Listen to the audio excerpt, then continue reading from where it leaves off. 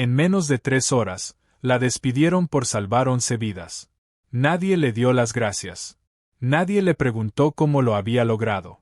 Solo le entregaron una carta de despido y un guardia de seguridad la acompañó hasta la puerta mientras la sangre todavía no se secaba en el suelo de urgencias.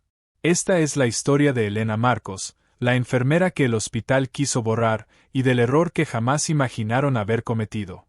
Antes de continuar, si esta historia te está atrapando, suscríbete ahora mismo, porque lo que vas a escuchar a continuación te va a dejar sin palabras.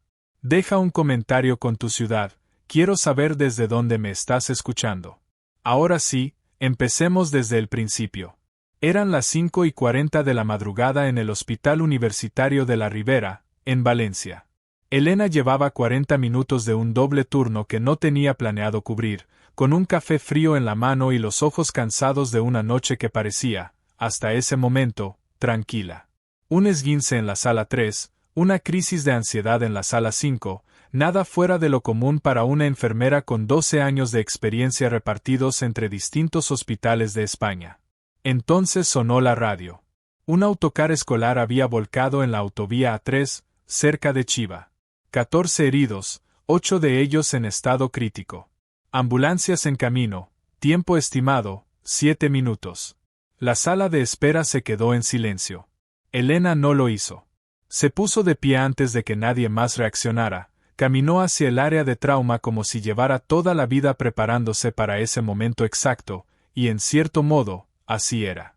Nadie sabía que antes de convertirse en enfermera civil, Elena había pasado 6 años sirviendo como sanitaria de combate, primero en una unidad médica avanzada, después en misiones que jamás figuraron en ningún expediente público.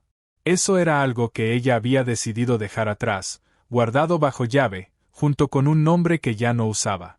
Organizó el área de trauma con una precisión que dejó helados a los residentes más jóvenes. Pidió que llamaran a todo el personal de refuerzo disponible, ordenó preparar quirófanos, exigió que trajeran unidades de sangre de reserva antes de que llegara la primera ambulancia. Nadie cuestionó sus órdenes, no porque tuviera autoridad formal para darlas, sino porque en su voz había algo que nadie en esa sala había escuchado antes, la certeza absoluta de alguien que ya había estado en situaciones mucho peores que esta. Los heridos comenzaron a llegar. Un niño de 12 años con un neumotórax que le colapsaba el pulmón segundo a segundo. Una profesora con una hemorragia interna que nadie más había detectado todavía. Elena se movía entre las camillas como si el caos tuviera un orden invisible que solo ella podía ver, dando instrucciones exactas, corrigiendo diagnósticos, salvando minutos que, en medicina de urgencias, equivalen a vidas. Fue entonces cuando apareció el doctor Alberto Fuentes, jefe del servicio de trauma del hospital desde hacía 9 años, un hombre que llevaba su bata blanca como si fuera una medalla, y que en las peores noches del hospital solía estar en cualquier lugar menos allí. Llegó 22 minutos tarde, con el pelo peinado y la actitud de alguien que venía a supervisar, no a trabajar. Cuando vio a Elena dirigiendo la sala, dando órdenes a residentes y enfermeras por igual, su expresión cambió. No era sorpresa. Era otra cosa, algo más frío, más peligroso. Se acercó a ella y le preguntó, con la voz baja de quien no quiere montar una escena delante de los pacientes, quien le había autorizado a tomar el control de la sala de trauma. Elena no bajó la mirada. Le respondió que la niña de la camilla 3 necesitaba un drenaje torácico en los próximos 90 segundos o no llegaría a la siguiente hora. El doctor Fuentes la miró como quien mira algo que está fuera de lugar, y le ordenó que se apartara.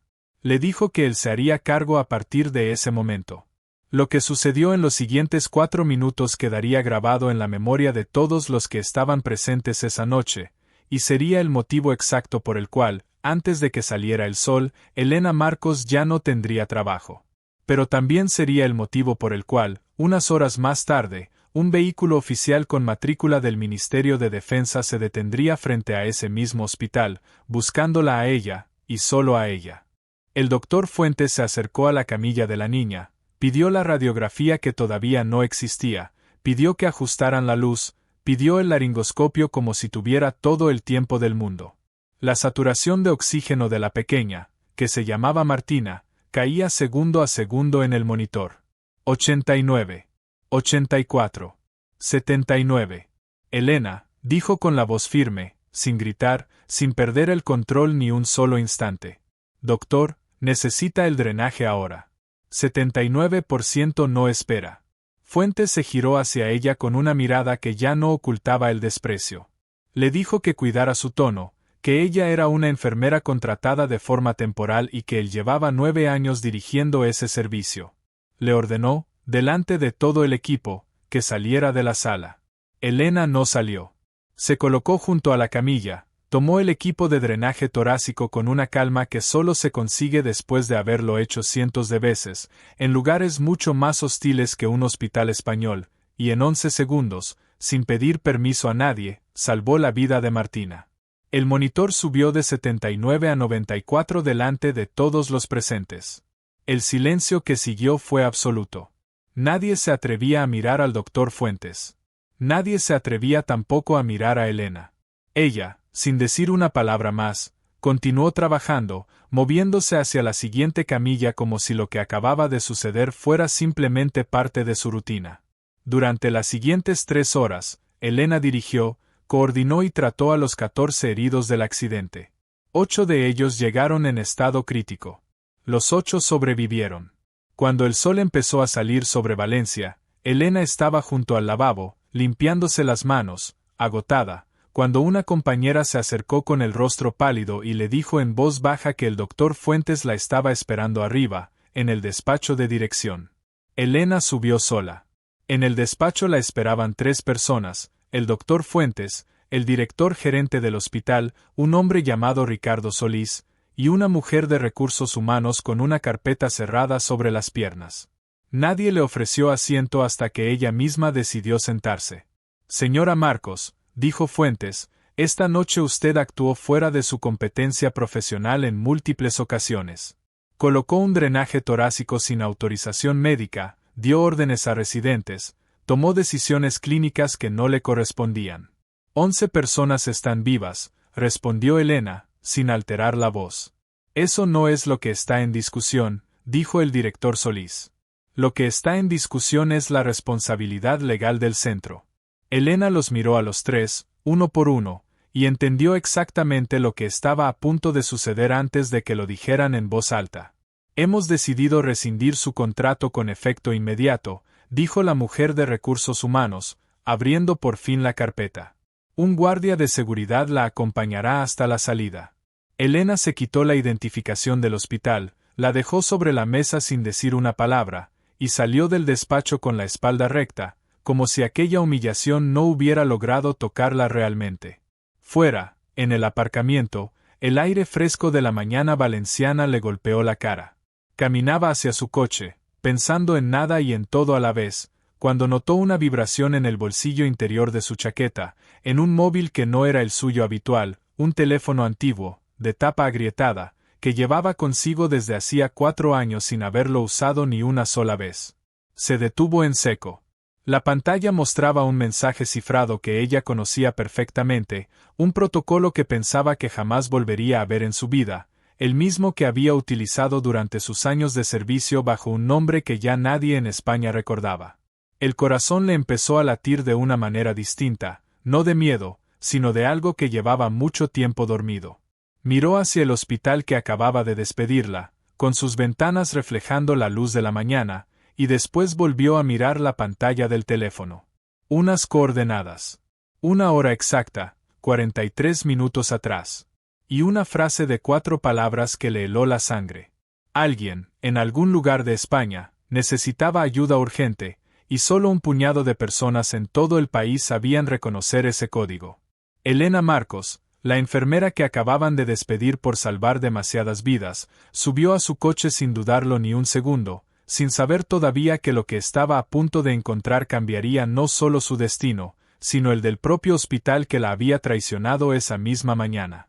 Elena condujo durante casi 20 minutos siguiendo las coordenadas que marcaba el teléfono antiguo, alejándose del centro de Valencia hacia una zona industrial cerca del puerto, un lugar de naves abandonadas y almacenes oxidados que ya nadie utilizaba desde hacía años. Las manos le sudaban sobre el volante, pero su respiración era firme, controlada, la misma respiración que había aprendido a dominar mucho antes de convertirse en enfermera civil. Detuvo el coche a unos 50 metros de las naves, apagó el motor y se quedó escuchando. Silencio. Solo el viento y el sonido lejano de un camión en la carretera principal. Debajo del asiento del conductor guardaba desde hacía 4 años un pequeño maletín negro que nunca había necesitado abrir, un botiquín táctico con torniquetes, gasas hemostáticas y un objeto más que nada tenía que ver con la medicina. Lo cogió sin dudar y avanzó agachada hacia la valla perimetral, donde encontró un corte reciente en el alambre, limpio, profesional, hecho por alguien que sabía exactamente lo que hacía.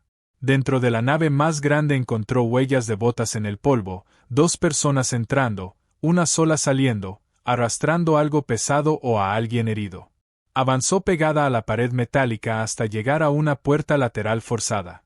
La empujó despacio y entró en la oscuridad, donde después de unos segundos su oído captó lo que estaba buscando, una respiración dificultosa, entrecortada, con un sonido húmedo que a cualquier sanitario le eriza la piel.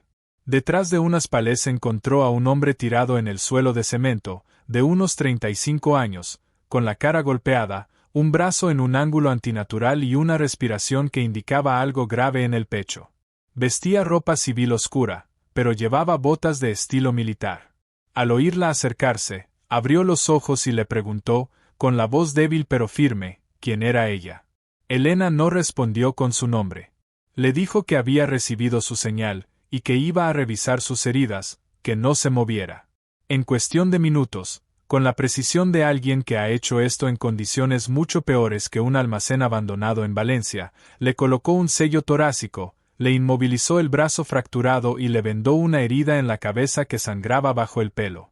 El hombre, que le dijo llamarse Marco, trabajaba para una agencia que no quiso nombrar, en una operación que tampoco quiso explicar, salvo para decir que la persona que debía encontrarse con él en ese lugar nunca llegó, y en su lugar llegaron los hombres equivocados.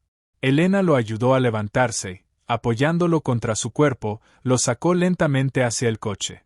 Estaban a solo unos metros de la valla cuando escuchó el sonido de motores acercándose desde el lado opuesto de las naves, no uno, sino 2 vehículos avanzando rápido por un camino de acceso que ella desconocía. Sin perder ni un segundo, metió a Marco en el asiento trasero, arrancó el coche y salió disparada justo cuando los vehículos aparecían por el otro extremo del complejo industrial. Condujo en silencio durante varios minutos, comprobando el retrovisor una y otra vez, hasta que Marco, desde atrás, con la voz quebrada por el dolor, le dijo algo que la dejó completamente paralizada por dentro. Le dijo que el lugar donde lo habían emboscado estaba relacionado con una cadena de suministros que pasaba, de forma encubierta, por un hospital civil de la región, un hospital que compraba material bajo códigos médicos falsos. Elena sintió que el suelo se movía bajo sus pies sin haber dejado de conducir. Le preguntó, con la voz tensa, qué hospital era exactamente. Marco, entre jadeos de dolor, le respondió que no podía decírselo con certeza, pero que las coordenadas del almacén y los registros que había estado investigando coincidían con una instalación cercana al centro de Valencia, una que llevaba 9 años bajo la dirección del mismo jefe de servicio. Elena apretó el volante con tanta fuerza que los nudillos se le pusieron blancos. En su mente apareció, de golpe, la imagen del doctor Alberto Fuentes, con su bata blanca impecable, mirándola con desprecio hacía apenas unas horas, ordenándole que abandonara la sala de trauma mientras una niña se moría delante de sus ojos. Y en ese instante comprendió que aquel despido de esa misma mañana no había sido solo una cuestión de ego herido. Había sido, quizás, algo mucho más calculado, algo que alguien necesitaba que sucediera antes de que llegaran a ese hospital, preguntas que nadie estaba preparado para responder. Elena llevó a Marco al Hospital Clínico de Manises, un centro más pequeño, alejado del hospital que la había despedido esa misma mañana, porque algo en su instinto le decía que llevarlo de vuelta al Hospital Universitario de la Ribera sería exponerlo directamente al peligro del que acababa de escapar. Antes de entrar, le dio instrucciones claras. Diría que había sufrido un accidente de tráfico, un coche solo, sin testigos. Nada de almacenes, nada de hombres armados, nada de lo que realmente había pasado. Marco, Pálido y con la mandíbula apretada por el dolor, asintió y repitió la palabra accidente como si fuera una contraseña. Lo ingresaron con rapidez. Elena se quedó en la sala de espera, con una taza de café que no llegó a tocar, observando el aparcamiento a través del cristal con la misma vigilancia con la que había aprendido a observar cualquier espacio durante sus años de servicio. Fue entonces cuando vio llegar un vehículo negro, sin distintivos visibles, pero con matrícula oficial, del que bajaron dos personas, un hombre de uniforme de gala de la Armada y una mujer de paisano que escaneaba el edificio con la mirada antes incluso de cerrar la puerta del coche.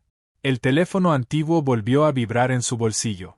El mensaje era breve, 4 líneas, y en la última de ellas aparecían 4 palabras que la dejaron sin aire.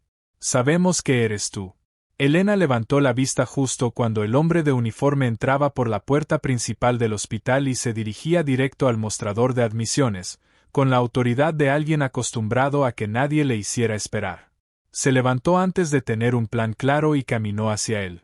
Cuando estuvo lo bastante cerca, el hombre se detuvo y la miró fijamente, con unos ojos entrenados para evaluar a cualquier persona en cuestión de segundos. Ella no bajó la mirada. Le dijo que antes de entrar en esa habitación, había cosas que necesitaba saber sobre lo sucedido esa mañana. El hombre, que resultó llamarse almirante Ramón Vidal, la observó un instante más y, sin pedirle ninguna identificación, la condujo a una sala privada cercana a la entrada. Allí, Elena le contó todo, el corte en la valla, las huellas de botas, el hombre malherido, la mención de un hospital que compraba material médico bajo códigos falsos. El almirante escuchó sin interrumpir, con el rostro cada vez más serio, y cuando ella terminó, le preguntó cuál era su vínculo actual con las Fuerzas Armadas. Elena respondió que no tenía ninguno desde hacía 4 años, que había servido, que había dejado atrás ese nombre y esa vida, y que ahora era, o había sido hasta esa misma mañana, enfermera del Hospital Universitario de la Ribera. El almirante Vidal la miró de una forma distinta, algo entre sorpresa y reconocimiento. Le dijo que Marco era el 4º agente de campo que perdían contacto en los últimos 10 días en esa región, y que los otros 3 no habían tenido la suerte de que alguien los encontrara. Le explicó, con cautela, que llevaban semanas investigando una red de desvío de material sensible camuflado bajo compras hospitalarias, y que necesitaban a alguien con acceso legítimo a las instalaciones, alguien capaz de observar sin levantar sospechas. Elena entendió antes de que terminara la frase. Le dijo que ya no tenía acceso a ese hospital, que la habían despedido esa misma mañana. El almirante levantó una ceja y le dijo que eso podía solucionarse en una sola llamada. 20 minutos después, Elena volvía a tener, oficialmente, un contrato temporal con el hospital que la había echado a la calle horas antes, aunque ninguno de los responsables que la habían despedido sabía todavía que estaba a punto de regresar. Se cambió de ropa dentro del vehículo oficial, se puso unos guantes de látex por costumbre y repasó mentalmente el plano del hospital, un plano que se había memorizado por pura curiosidad durante su primera semana de trabajo, sin imaginar jamás que esa información terminaría siendo la clave de todo. Cuando el vehículo se detuvo frente al Hospital Universitario de la Ribera, Elena reconoció de inmediato el coche del doctor Fuentes aparcado en su plaza reservada, y a través del cristal del vestíbulo distinguió su silueta caminando con paso apresurado hacia los ascensores, mucho antes de la hora en la que solía empezar sus rondas. Algo en su instinto se activó de golpe. Miró al almirante Vidal y le dijo, con la voz baja y firme, que había un cambio de planes, porque el hombre que la había despedido esa mañana se dirigía en ese preciso instante hacia la 3ª planta, hacia una zona del edificio que, según sus propios recuerdos, no debería existir en ningún plano oficial del hospital. Elena entró por la puerta de urgencias, evitando el vestíbulo principal donde el doctor Fuentes acababa de desaparecer hacia los ascensores. Una compañera, Marisa, la reconoció al instante y se quedó paralizada al verla allí, vestida con un uniforme distinto, escoltada por 2 agentes federales vestidos de civil.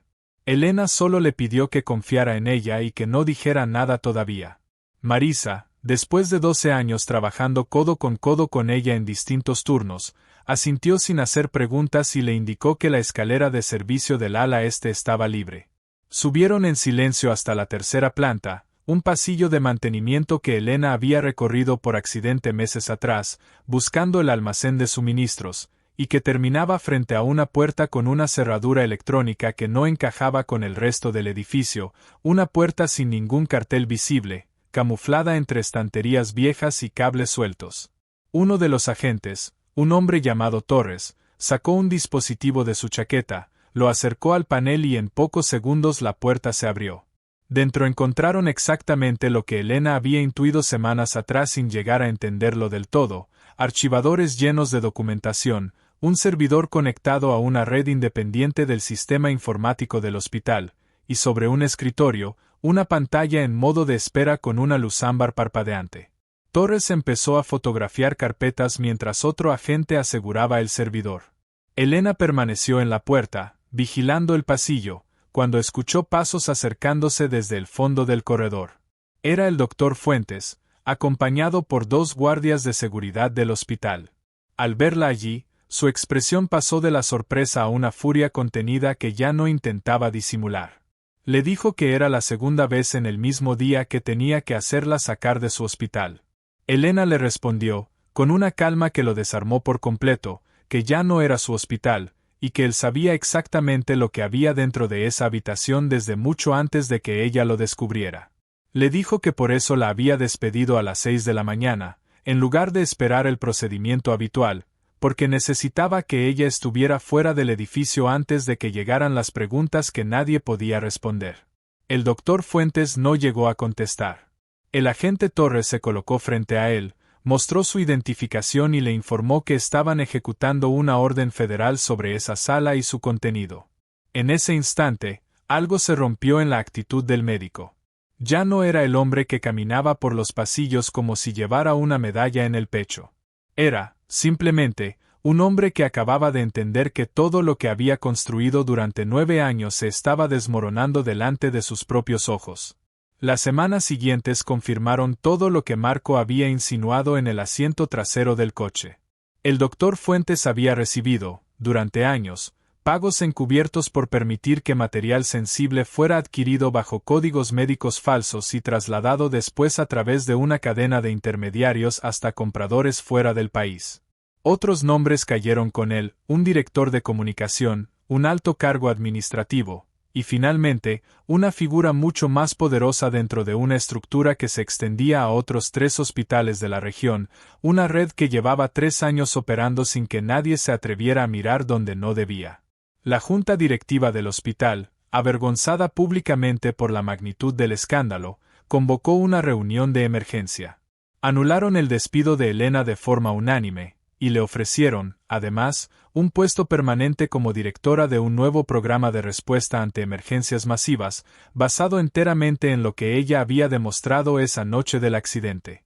Elena aceptó, pero puso condiciones: que la joven residente que la había ayudado esa madrugada recibiera el reconocimiento y el puesto que merecía, y que los expedientes médicos de los 14 heridos del autocar reflejaran, con exactitud, quien había dirigido realmente su tratamiento aquella noche. Meses después, en el aparcamiento del hospital, más de 40 personas se reunieron un sábado por la mañana sin ningún motivo oficial, solo para agradecerle a Elena lo que había hecho. Entre ellas estaba Marco, con el brazo ya recuperado, y el almirante Vidal, que se presentó en uniforme de gala, delante de todos, se cuadró frente a ella y la saludó con un gesto militar perfecto, silencioso y cargado de un respeto que ninguna palabra podía igualar. Elena, la enfermera que habían despedido una madrugada por salvar demasiadas vidas, comprendió en ese instante que nunca más volvería a esconder quién era realmente, porque el mundo, tarde o temprano, siempre termina necesitando a quienes responden cuando nadie más se atreve a hacerlo.